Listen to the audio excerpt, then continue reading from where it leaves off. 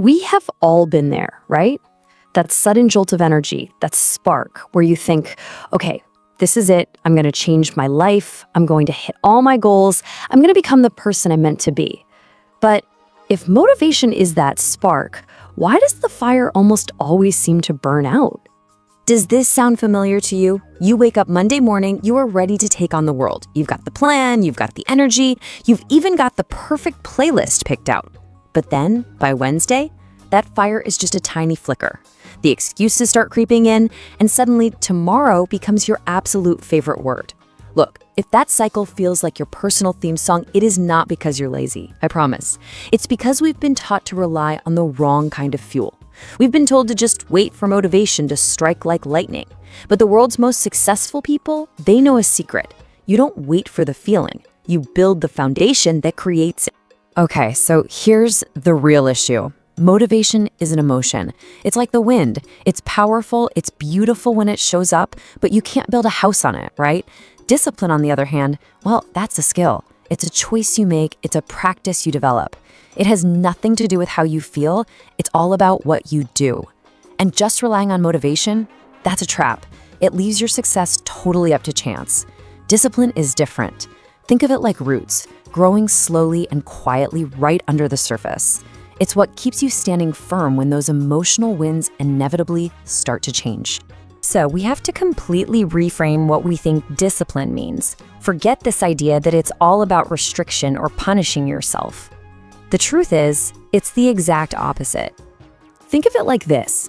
Your dreams are on one side of a massive canyon, and where you are right now, your reality, is on the other. Discipline isn't some cage holding you back. It's the bridge that you build, plank by plank, to get to the life you actually want to live. And this is exactly why discipline is the foundation of freedom. See, when you control your actions, you stop being a slave to your moods, to distractions, to every little fleeting desire. You become the master of your own life because you're choosing the person you want to become over the comfort you crave in this one moment. And let me put it another way. This is about building trust with yourself. Every single time you keep a promise to yourself, no matter how small, you are basically depositing evidence into your own mind that says, hey, I'm someone I can count on. And that trust, that's one of the most powerful forms of self-respect you can possibly build. Okay, so this all sounds good, but how do we actually build it? Well, the biggest myth out there is that discipline needs some huge heroic effort. It doesn't. It starts with something almost laughably small. 5 minutes. That's it. That's the secret. You do not need to overhaul your entire life overnight. The journey begins with a commitment that is so small you literally can't say no. 5 minutes of reading, just one push-up, writing a single sentence. And here's why starting small is so incredibly effective. Think of your discipline as a muscle. You wouldn't walk into a gym for the very first time and try to lift 500 pounds, right? Of course not. You'd start with the small weights. Well, these tiny 5-minute commitments, those are your reps. And each one makes that muscle just a little bit stronger. And this is where the magic really starts to happen. You start with just 5 minutes. You show up every day, building that self-trust brick by brick. And pretty soon, those small actions start to compound, kind of like a snowball rolling down a hill. It starts out tiny, but with every single rotation, it gathers more snow, more momentum, until it becomes this unstoppable force. All right, now for the next level. The most disciplined people on the planet do not have more willpower than you do. What they do have are better systems. They figured out how to automate their success. Think of your willpower like your phone's battery. It is a finite resource. Every decision you make all day long drains it a little bit. By noon, you're already running on empty. Habits are the solution. They are these amazing neurological shortcuts that basically put your success on autopilot, which saves that precious mental energy for the things that really matter. So how do you build these automatic habits? Here are a few really powerful strategies. You've got habit stacking, which just means linking a new habit to one you already do, like meditating for 1 minute right after you brush your teeth. There's the 2-minute rule. If a task takes less than 2 minutes, just do it immediately.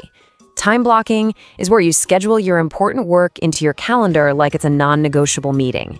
But maybe the most powerful of all is designing your environment.